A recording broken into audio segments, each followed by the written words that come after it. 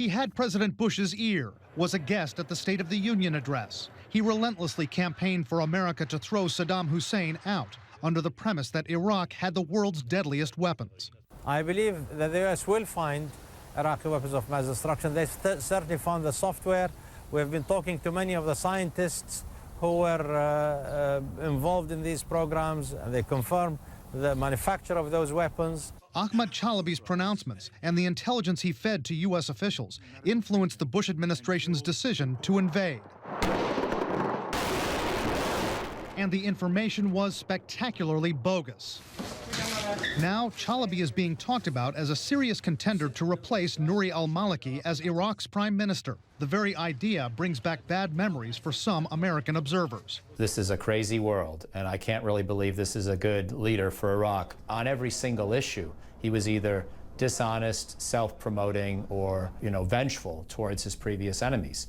And I just saw nothing good in the man. Chalabi had American military and political leaders thinking the Iraq war would be a cakewalk. Later, he was accused of tipping the Iranians off to American intelligence secrets and effectively banned from the U.S. Embassy in Baghdad. He denied the claims.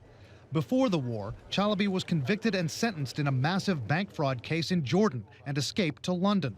The questions about Chalabi's credibility are serious enough, but in this contorted political climate in Iraq, there are also serious concerns over how effective he would be as prime minister.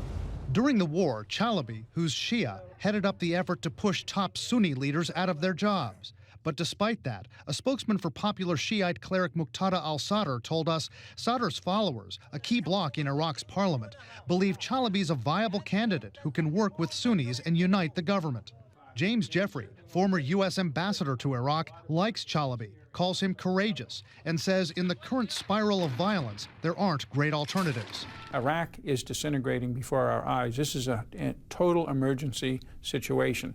The only way out of this thing, and there's only limited chances of that, is for Iraq to find a replacement to Prime Minister Maliki. If he's the lowest common denominator, let it be. Let's give this guy a chance. How does the Obama administration feel about Ahmad Chalabi possibly becoming Iraq's next leader? The White House and the State Department say it's not the role of the U.S. to support any candidate. Our efforts to get Ahmad Chalabi himself to comment for this story were not successful.